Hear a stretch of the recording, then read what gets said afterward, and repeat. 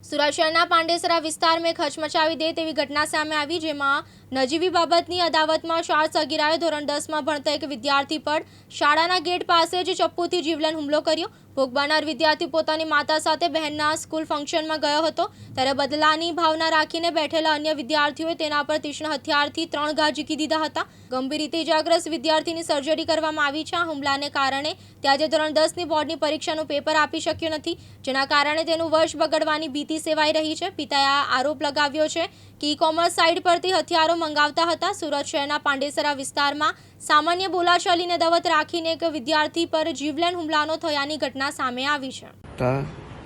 निखिल तेरे को चाकू किसके हाथ से लगा? मोहित के मोहित के हाथ से। और झगड़ा किससे हुआ था?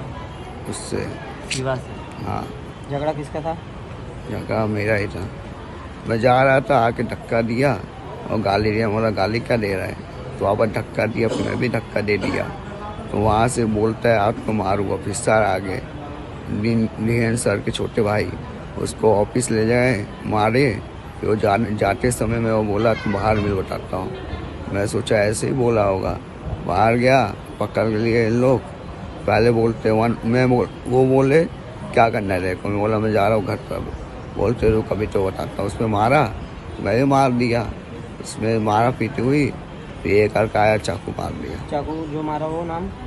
उसको वो है मोहित का भाई है। मोहित का भाई। Galaxy army international school. Sir, ઘટના સ્કૂલની પ્રિમાઇસીસની બહાર બની છે।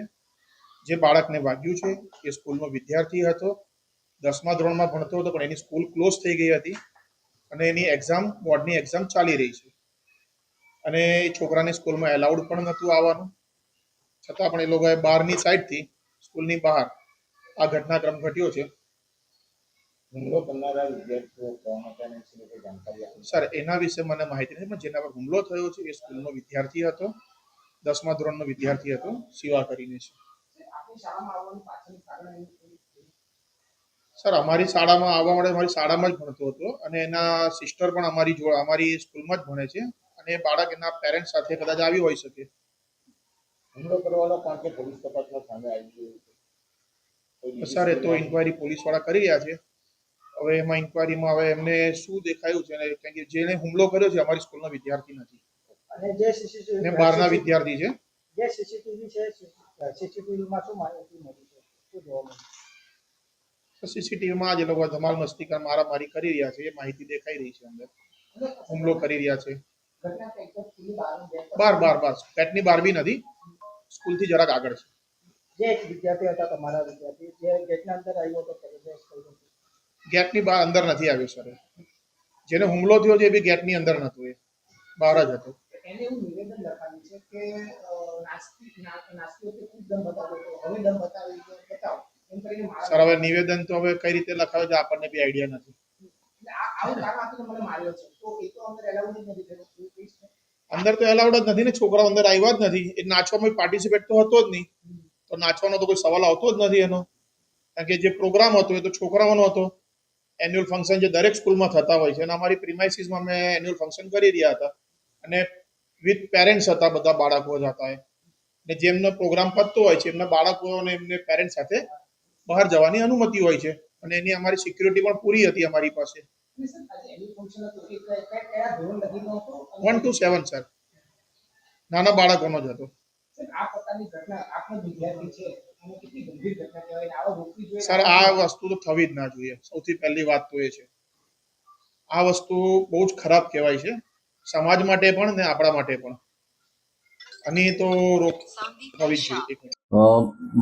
માર્ચ 14 માર્ચ 2026ના રોજ પાંડેસરાના ગેલેક્સી આર્મી ઇન્ટરનેશનલ સ્કૂલ છે તેની બહારના ભાગે વિદ્યાર્થીઓ વચ્ચે ઝઘડો થયેલો, જેમાં એક વિદ્યાર્થી અને 4 વિદ્યાર્થીઓએ ભેગા થઈ અને એક છરી મારેલી અને જેના અનુસંધાને ભોગ બનનાર વિદ્યાર્થીના પિતાજી રામ ગગનજીએ પાંડેસરા પોલીસ સ્ટેશનમાં ફરિયાદ નોંધાવેલી અને એ ફરિયાદના આધારે પાંડેસરા પોલીસ સ્ટેશને ગુનો દાખલ કરી અને આગળની તપાસ ચાલુ કરેલી છે અને આ બાબતે કાયદાના સંઘર્ષમાં આવેલ 4 બાળ કિશોરોને અટકાયતમાં લેવામાં આવ્યા છે, ડિટેન કરવામાં આવેલા છે। ઘટનામાં ગેલેક્સી આર્મી ઇન્ટરનેશનલ સ્કૂલનો એન્યુઅલ ડે હતો, જેમાં બધા વિદ્યાર્થીઓ ભાગ લેવા માટે આવેલા હતા અને એમાં ડાન્સ કરવાની બાબતમાં વિદ્યાર્થી વચ્ચે માથાકૂટ થયેલી અને એ માથાકૂટના આધારે સ્કૂલની બહાર નીકળી અને આ હુમલો થયેલો છે. સર કેટલી ગંભીર ઘટના કહેવાય જે રીતે આખું સામે આવ્યું છે, બાળકો ચાકુ લઈને આવી. પ્રાથમિક ઇન્કવાયરીમાં અમારી એટલું જાણવા મળેલું છે કે એક જે બાળ કિશોર છે એણે 6 મહિના પહેલાં આ જે છરી છે એ ઓનલાઈન મંગાવેલી, ખરીદ કરેલી છે અને એ જે વિદ્યાર્થી જે બાળક છે એ સ્કૂલમાં નથી ભણતો. એના મિત્રએ જેને માથાકૂટ થયેલી એ મિત્રએ એને ફોન કરી તાત્કાલિક બોલે કે આ રીતે મારે ઝઘડો થયો છે અને તું મદદમાં આવ, એટલે ત્યાં આવેલો. અને સર પ્રાથમિક તપાસમાં અત્યારે હવે આગળ કઈ રીતની તપાસ થઈ શકે શું છે? બાળ કિશોરોને અમે પૂછપરછ કરી અને નામદાર કોર્ટમાં રજૂ કરીશું જુવેનાઇલ જસ્ટિસ બોર્ડ સમક્ષ, અને આ બાબતે સ્કૂલમાં બીજી કોઈ તકેદારીના ભાગરૂપે બીજી કોઈ પ્રત્યાઘાત ના પડે અને એના માટે અમે કાર્યવાહી કરીશું. સર બાળકો ત્યાં જ ભણતા હતા કે બીજી કોઈ વિગત મળી એમાં કે પ્રાથમિક માહિતી અનુસાર 2 બાળકો છે, 4 જે બાળ કિશોરો છે પૈકીના 2 બાળકો છે એ જ સ્કૂલમાં અભ્યાસ કરે છે અને 2 બાળકો છે બીજી ગૌરવ સ્કૂલ કરીને છે પાંડેસરાની, એમાં અભ્યાસ કરતા હતા. અમારા જે બાળ કિશોરે જે છરી મારી છે એણે 9મા ધોરણ પછી અભ્યાસ છોડી દીધો છે. મુકેશ ગુરવ, દિવ્યાંગ ન્યૂઝ, સુરત.